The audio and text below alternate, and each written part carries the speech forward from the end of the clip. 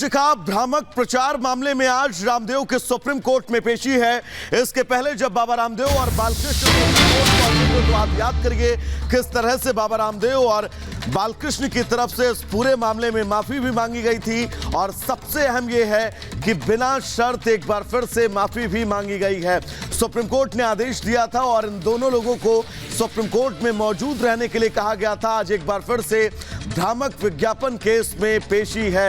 Supreme court के आदेश के उल्लंघन के बाद अवमानना की बात भी सुप्रीम कोर्ट की तरफ से कही गई थी, लेकिन बाबा रामदेव और बालकृष्ण की तरफ से बिना शर्त माफी भी मांगी गई थी। आज बाबा रामदेव और बालकृष्ण की पेशी। सीधा ग्राउंड जीरो पर आपको ले चलेंगे। इस वक्त हमारे साथ अखिलेश राय जुड़े हुए हैं।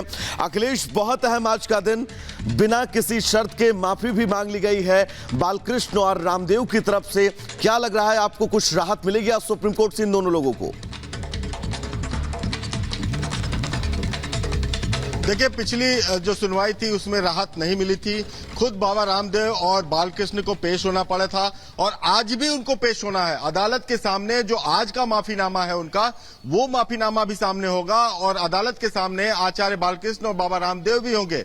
पिछली सुनवाई में खुद इन लोगों के सामने अदालत ने कड़ी फटकार लगाई थी और कहा था कि अदालत को इस तरह से हल्के में लेने का परिणाम क्या होता है ये आपको शायद नहीं पता, क्योंकि इन्होंने 2023 नवंबर में जब अदालत ने आदेश दिया था कि किसी के खिलाफ आप दुष्प्रचार नहीं करेंगे, उसके अगले दिन इन्होंने प्रेस कॉन्फ्रेंस की, एडवर्टीजमेंट बड़े बड़े अखबारों में दिया। उसके बाद अदालत इस पर गंभीर हो गया और लगातार इनसे जवाब मांगता रहा, लेकिन अंत में अदालत ने यह फैसला लिया कि इनको अदालत में पेश होना चाहिए और आज ये देखना होगा कि क्या इनके हलफनामे से सुप्रीम कोर्ट संतुष्ट है कि नहीं है, क्योंकि पिछला हलफनामा था वो कुछ क्लियर नहीं था।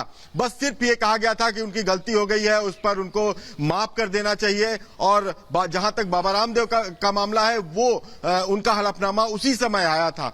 कोर्ट ने कहा कि इस हलफनामे पर हम कोई बात नहीं करेंगे, हम इस हलफनामे को नहीं मानते, नए सिरे से आप हलफनामा दाखिल कीजिए। इसीलिए कल शाम को जब हलफनामा दाखिल किया गया, उसमें बार बार यह कहा गया कि हम आपके आदेशों का अक्षरशः पालन करेंगे, अदालत की गरिमा का संपूर्ण पालन करेंगे। बिल्कुल अखिलेश, अदालत के बिल्कुल बड़ी जानकारी आप दे रहे, बड़ी बात कह रहे हैं। आपके पास वापस लौटेंगे तो देखिए किस तरीके से अखिलेश राय हमारे संवाददाता जो हमें बता रहे थे कि जो होने वाला है उसके बारे में बता रहे थे, लेकिन भ्रामक विज्ञापन फैलाने की वजह से बाबा रामदेव और आचार्य बालकृष्ण जो हैं उनकी सुप्रीम कोर्ट में पेशी है। लेकिन उससे पहले ही बाबा रामदेव ने हलफनामा दाखिल कर माफी मांग ली है। एक रिपोर्ट आपको दिखाते हैं।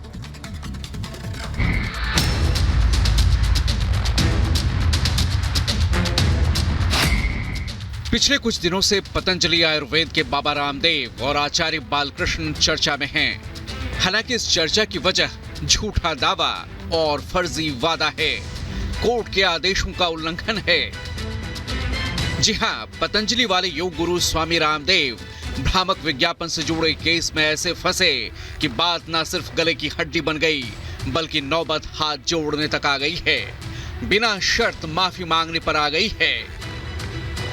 एलोपैथी के खिलाफ भ्रामक विज्ञापन मामले में सुप्रीम कोर्ट में सुनवाई से एक दिन पहले योग गुरु बाबा रामदेव और आचार्य बालकृष्ण ने हलफनामा दाखिल कर दिया और बिना किसी शर्त के माफी मांग ली।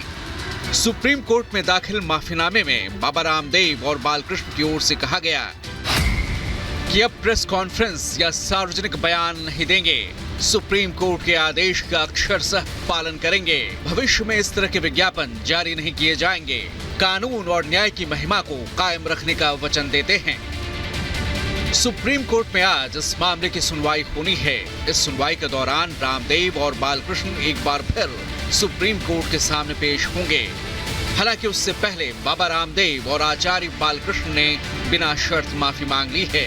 उन्होंने सुप्रीम कोर्ट के आदेशों का उल्लंघन करने के लिए भी माफी मांगी है, क्योंकि पिछले साल नवंबर में शीर्ष अदालत के समक्ष दिए गए आश्वासन का उल्लंघन करने पर 27 फरवरी को पीठ ने आचार्य बालकृष्ण और पतंजलि के खिलाफ अवमानना की कार्यवाही शुरू की थी। कोरोनिल से कोरोना ठीक करने को कहा था, कोई बयान ना देने, विज्ञापन या ब्रांडिंग नहीं करने को भी कहा गया था, मगर ये बातें बाबा ने नहीं मानी और अब माफी मांगनी पड़ गई।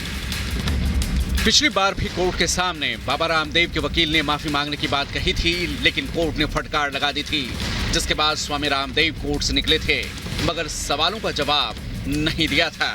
तो क्या कहना चाहेंगे सुप्रीम कोर्ट ने जिस तरह से कहा है? सुप्रीम कोर्ट की नाराजगी पर कुछ बाबा जी कुछ कहेंगे? अब आज इस मामले में सुनवाई होनी है और अब देखना होगा कि सुप्रीम कोर्ट इस पूरे मामले पर क्या रुख अपनाता है।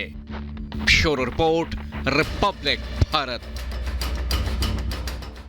तो चलिए अब आगे बढ़ेंगे। लोकसभा चुनाव से पहले समाजवादी पार्टी शायद ये समझ नहीं पा रही है कि उसे टिकट आखिर किसे देना है, और यही वजह है लगातार समाजवादी पार्टी के प्रत्याशी जो है वो बदले जा रहे हैं। इसी कड़ी में अब उम्मीद ये है कि बदायूं सीट से आदित्य यादव को समाजवादी पार्टी अपना उम्मीदवार बना सकती है।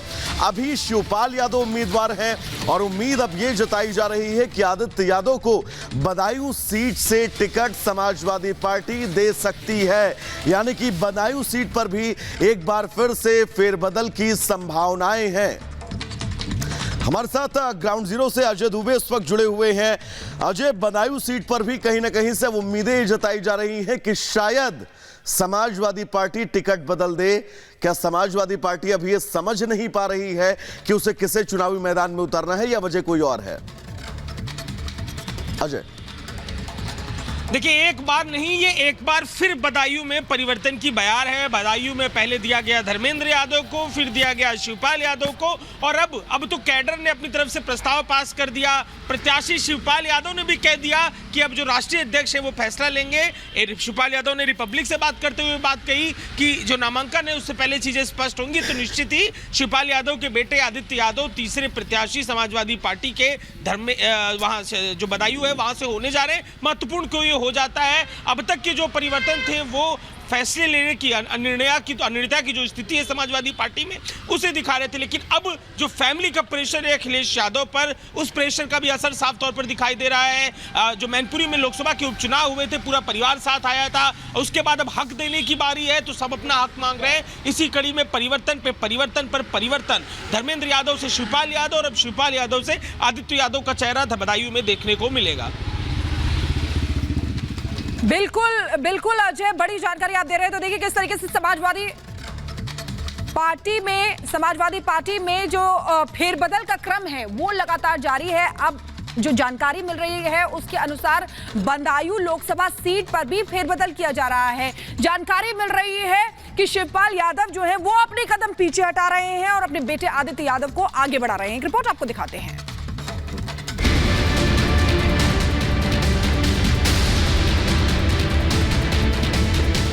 लोकसभा चुनाव सिर पर हैं।